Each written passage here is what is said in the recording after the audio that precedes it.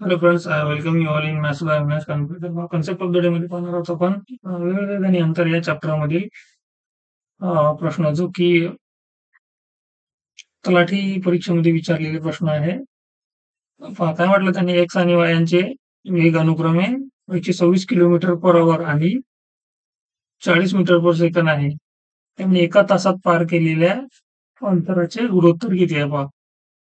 आता इथं आपल्याला त्यांनी काय केलंय की टाइम कॉन्स्टंट दिलाय पहा. टाइम जेव्हाही आपल्याला टाइम कॉन्स्टंट आहे, आता आपल्याकडे स्पीड इंटू टाइम, वेग गुणिला वेळ बरोबर काय असते, अंतर असते. स्पीड इंटू टाइम बरोबर काय असते, डिस्टन्स. आता हा आपल्याकडे काय आहे, बेसिक फॉर्म्युला आहे या पूर्ण चॅप्टरचा.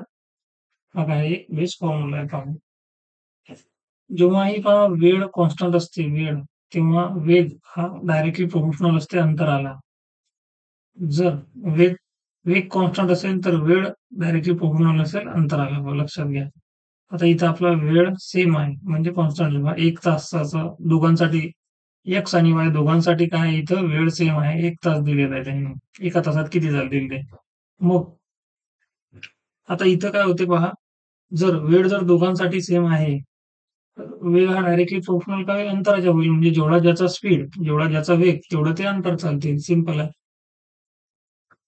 आता पहा, आपल्याकडे स्पीड किती दिलेली आहे, एक्स ची स्पीड किती दिलेली आहे, 126 किलोमीटर पर आवर. याला आपण मीटर पर सेकंड मध्ये बघूयात. म्हणजे 518 ने मल्टिप्लाय करू. ही झाली एक्स ची स्पीड.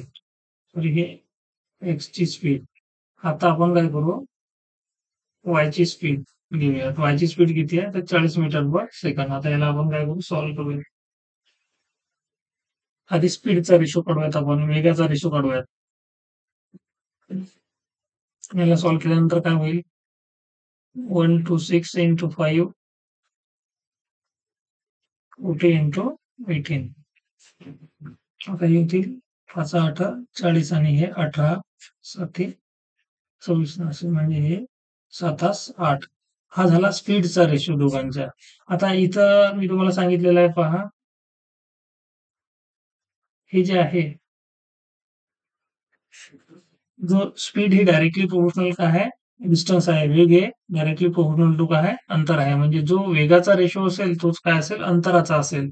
यांनी आपल्याला विचारलं काय, तर अंतराचे गुणोत्तर विचारलं होतं. आता इथं वेगाचं म्हणजे स्पीडचं गुणोत्तर काय, 7 हेच आपलं काय राहील, अंतराचं गुणोत्तर आहे. हे जर स्पीडचं जर असेल, स्पीडचं गुणोत्तर असेल, तर आपलं डिस्टन्स गुणोत्तर हे काय राहील, 7 8च राहील. लक्षात घ्या. एक बेस्ट कन्सेप्ट आहे, जे की या क्वेश्चनच्या माध्यमातून आपण शिकलेलो आहोत. पुढे मी थोडंसं तुम्हाला एकदा सांगून देतो. जर पहा, आपल्याकडे स्पीड इंटू टाइम बरोबर काय असेल, डिस्टन्स असेल. जर स्पीड जर कॉन्स्टंट असेल, तर time is directly proportional to काय असते, डिस्टन्स असते. लक्षात घ्या. हे झाला आपला दुसरी कन्सेप्ट. याच्यामध्ये आणखी एक कन्सेप्ट बनेल अशी का, डिस्टन्स कॉन्स्टंट असते तेव्हा काय होईल. तर हे जे आहे, मी तुम्हाला क्वेश्चनच्या माध्यमातून मी तुम्हाला हे एक्सप्लेन करेल, म्हणजे जेणेकरून तुम्हाला कठीण जाणार नाही समजण्यास. इथं फक्त काय आहे की स्पीड आणि टाइम हे सेम कन्सेप्ट आहे. इथं जर समजा स्पीड कॉन्स्टंट असली तर time directly proportional to distance असते. डिस्टन्स कॉन्स्टंट असलं तर speed directly proportional to distance असते पहा. त्यामुळे आपण हे दोन सांगितलं आहे, ही पहिली वाली, ही दुसरी वाली.